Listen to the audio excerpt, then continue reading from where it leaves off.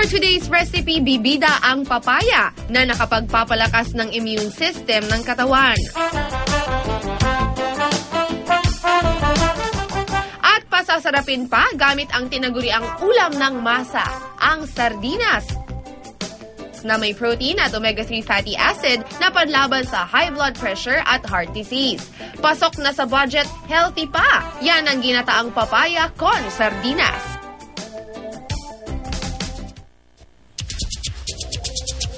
Ayan na mga kapuso ang kitchen hirit natin this morning. Recipe ni Jean Fermano mula sa kanyang site na www.jeansrecipes.com. At ito na natin ang ginataang papaya con sardinas. Kasama natin si Chef Tenten Casasola. Good morning, Chef. Good morning. Wow, mukhang masarap at nutritious to. Yes. Umpisahan na natin. Okay. Una-una, maglalagay tayo ng mantika sa kawali natin. Yes. Tapos lalagyan natin ng bawang. Gisa-gisa. Gisa tayo ng bawang.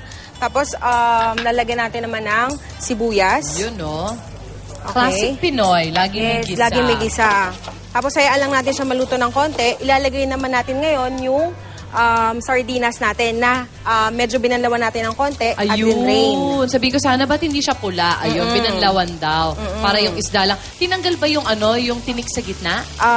Pwede naman siyang kainin kasi Sabagay, malambot. medyo malambot siya, yes. Sabagay, I assume extra calcium. Yes, tama exactly. ba, calcium? Tsaka mas mas flavorful, mas malasa. Kapag may buto. Yes, Ayun, so lagay-lagay So, lang ng gigisa lang isda. tayo dyan. Ang maganda dyan, Chef, yung madaling lutuin kasi actually luto na yung isda. Yes, no? madali lang siya, sandali lang. So, very, ideal siya sa breakfast talaga. Totoo. Ayan. Ang sanay naman tayo kumakain ng sardinas sa almusal. Pero may iba lang naman to from the usual sardinas. Instead na patatas, ang ginagamit natin, gagamitin natin ngayong umaga is papaya. Papaya. Yes, Ano namang espesyal na lasa o nutrition ang makukuha natin sa papaya? It's rich in vitamins and minerals. Usually, ginagamit natin dito is yung hilaw. Yes. Para mas malasa siya. Oo nga, ito parang medyo mahinog-hinog. Medyo mahinog-hinog siya ng konti. Pero para makadagdag ng konting tamis. So, ihahalo natin yung papaya ngayon. So, dito. mas gusto pala talaga, sadya pala, medyo maniba lang siya. Yes, parang maiba-iba lang tayo ng konti. Oh, Ayan. So, papaya. igigisa lang. Yes. So, igigisa lang natin siya ng konti. Ayan. Okay. Tapos, pwede natin siyang timplahan ng asin tsaka ng paminta. Ang papaya ba, all year round meron tayo dito sa Pilipinas naman? Yes, yes. Normally, sa mga garden natin sa bahay, Actually, meron di ba? May makikita tayong ginagamit natin siya sa tinola. Right. Di ba? So, ngayon, maglalagay naman tayo ng gata. O, yun, no? So, to the gata fans, this is it. Meron naman tayong bagong recipe na may gata. Yes. So, lalagay natin siya. Ayan.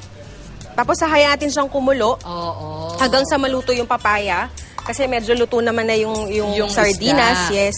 Alright. Yes. Tapos, para mas masarap to, isasuggest ko na kung luto na yung papaya, medyo hanguin natin or hiwalay natin yung laman. Okay. Tapos papakuluin pa natin ng siguro mga ilang minuto pa yung sabaw para mas umatras siya at mas lumasa. So, yung lasa para ng wag gata. malata yung laman. Yes.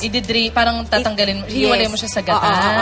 Para mas malasa Okay. siya, mas flavorful, yung malinamnam yung lasa ng sabaw. Alright, kasi mas Yes. malapot na siya. Yes, Okay, well, thank you so much, Chef. Otherwise, pwede pa magdagdag pala ng Yes, sili. oo. Di ba kasi pag kakain tayo ng gata, normally, medyo maanghang. Medyo Oo. nga. So, kung ayaw natin na masyadong maanghang, lalagay natin siya sa medyo hulihan or sa dulo para konti lang yung anghang na malalasahan natin. Okay, that's another Yan. good tip from you, Yes, Chef. Ayun, yes. sa bandang huli na lang. Or dun sa mga families sa kunwari, papakain to sa mga baguette. Siguro, sa tabletop condiment nyo na lang Yes, gawin yung yes. lagay yung sili ninyo. Thank you so much, Chef. You're welcome. Thank you, Chef Tenten. At kung kayo ay may special recipe na gusto niyo ibahagi sa aming mga kapuso, i-post nyo lang yan sa ating Unang Hirit Facebook page. Kapag napila po ang inyong recipe, imbitahan namin kayo dito sa Unang Hirit para kayo mismo ang magluluto. Chance nyo na to, showbiz!